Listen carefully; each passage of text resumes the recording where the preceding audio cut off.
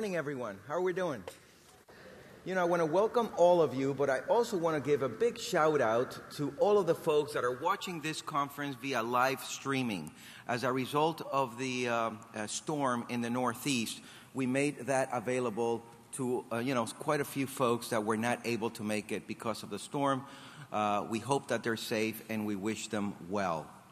I would like to first take a moment to thank Bob Leodis for all the support that he provides the ANA Multicultural Committee, and certainly all the support for this conference, as well as so many colleagues in crime, Bill Duggan and the rest, Yasmin Melendez and the rest of the ANA staff that quite frankly make this possible, and it's no small endeavor. If we could have a round of applause for them.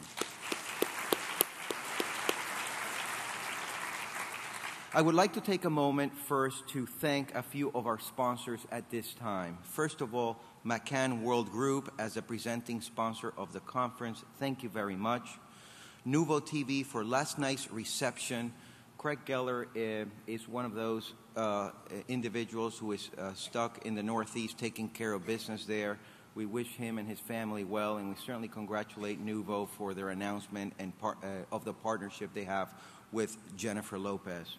We also want to thank Mundo Fox for last night's dinner, and certainly to Tom Maney and his crew, and we want to wish them best of luck as you move forward with the launch of your new network. Congratulations on that.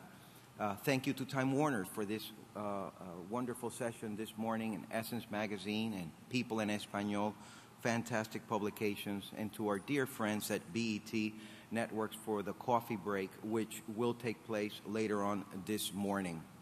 Thank you for that. We also have a number of exhibitors in the foyer that I would like to encourage you to visit throughout the breaks. You know how much time and effort it is to set up and be able to engage in conversations, so feel free to go and say hello. And last but not least, thank you to all of our media barter partners that help promote this conference. Finally, I would just like to do a few more housekeeping remarks before we begin. If you would like to tweet about this event, you can use the hashtag #ANA Marketers. Hashtag #ANA Marketers. This year we have many ways that you can ask questions. You may use the question cards that we have traditionally every year in front of you. Please write eligibly, and you can hand them out to ANA staff folks that are going to be walking around. We'll be happy to pose as many of those questions as we can. We also have a text Q&A sponsored by Terra. Please text Ask ANA to 66746, and then text in your question. Last but not least, for those of you who are brave, we will also have microphones at both sides of the aisle, and just feel free to stand up and ask your question directly. I know that this is not a bashful group. In addition to our general sessions, we also have a new format for the conference this year. We will be featuring a number of deep dive sessions which allow us to discuss relevant issues and home in on very important discussions throughout the next 2 days. And what I'd like to do now, ladies and gentlemen, is to officially welcome you to the ANA's 14th Annual Multicultural Conference. It's now 11 years that I've had the honor and the great fortune to stand here in front of you as the chair of this multicultural conference. We started with a small crowd, and I was talking to Bill last night, and I think we barely made it to, 100 people the first year, which is kind of mind-blowing considering what Bob just said, that we are topping the 700 registrations. Thank you very much for that. As I was sitting down to jot down my remarks for today's discourse, I came up with a great idea. So since most of you were not here 11 years ago, and those that were here are 11 years older and probably don't remember, I decided to recycle my speech from 2001 and share it with you again today. Ready? Well, of course, it didn't take long to realize that that was a pretty silly idea. That thought that would never work for a simple and very important reason. The multicultural landscape has changed so much in the last 11 years that to bring up statistics or information from 2001 would not do justice to today's numbers and contributions by multicultural communities in the United States. Throughout the last decade, we've learned to embrace diversity and change, and even learned to love it. Who would have said 11 years ago that a sitcom starting a Latina bombshell married to an older man with 2 grown children, one of whom is gay and has an adoptive Chinese daughter, would have been a family favorite watched by millions every week? Who would have thought that the #1 song in America with 532 million views on YouTube would be in Korean by a Korean artist, and that our teenage children would be singing and dancing along to it without any idea of what they were saying? Who would have thought that the President of the United States would be an African-American man, and that his toughest rival for the Democratic nomination would be a woman? Who would have believed that the growth and even survival of companies across America would be based on their willingness and ability to effectively target multicultural markets?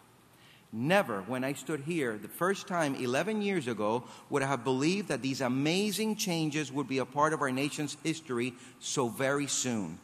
Never would I have thought that what started as a very difficult assignment in corporate America for me and many others, heading multicultural marketing, would become such a critical position, providing much coveted information and knowledge throughout the corporate ladder. The last decade has brought amazing changes to our country, our businesses, and our homes. Not all the experiences have been positive, though. We've witnessed severe cuts in corporate budgets across the board. We've seen mergers, bankruptcies, and acquisitions of companies we thought would outlive many generations to come. We witnessed how too many families found it impossible to buy a house or mortgage a home. We've lived in the best of times. We've lived in the worst of times. We're here today, though, because we see the light at the end of the tunnel. The light, ladies and gentlemen, the opportunity for corporate growth is undeniably visible thanks to the unprecedented growth of multicultural groups in the country today. We've done our research. Each and every one of us by now is well aware of the fact that in order to increase our company's bottom line, we can only do it effectively by targeting African Americans, Asians, Hispanics, and LGBTs. Although marketing budgets are tight, a good idea usually finds funding in corporate America today. That good idea, funded, and it's a funded opportunity in so many sectors: retail, entertainment, beauty, Q&R, QSR, financial, travel industries, among all others, is if you want growth, go after multicultural. If we witness the amount of growth that we did in the last decade without fully understanding the growth potential or setting diversity as a priority for this country, then imagine the opportunities that lie ahead of us as we do focus on multicultural markets and have a greater sense of diversity and inclusion within corporate America. I, for one, am excited about what the future lays ahead. I'm excited because I see so many of you here today committed to making multicultural a priority, even a board mandate. Let us not stop here. Let today and the rest of the conference serve as a launching pad for the creation of more innovative and relevant programs targeting multicultural markets in the United States. Let today and the rest of the conference serve as an inspiration to all of us for what can and will be possible. Ladies and gentlemen, thank you again for joining us again this year. We have a really powerful agenda ahead of us. I'm proud to welcome incredible speakers and guests to our ANA family, from presidents of companies to chief diversity officers to CMOs, to heads of multicultural marketing at major corporations who lend credence to the importance of this market and this opportunity for overall corporate growth. I really hope you enjoy the next few days, and may we join together again a year from now and share our stories of success targeting multicultural groups across America.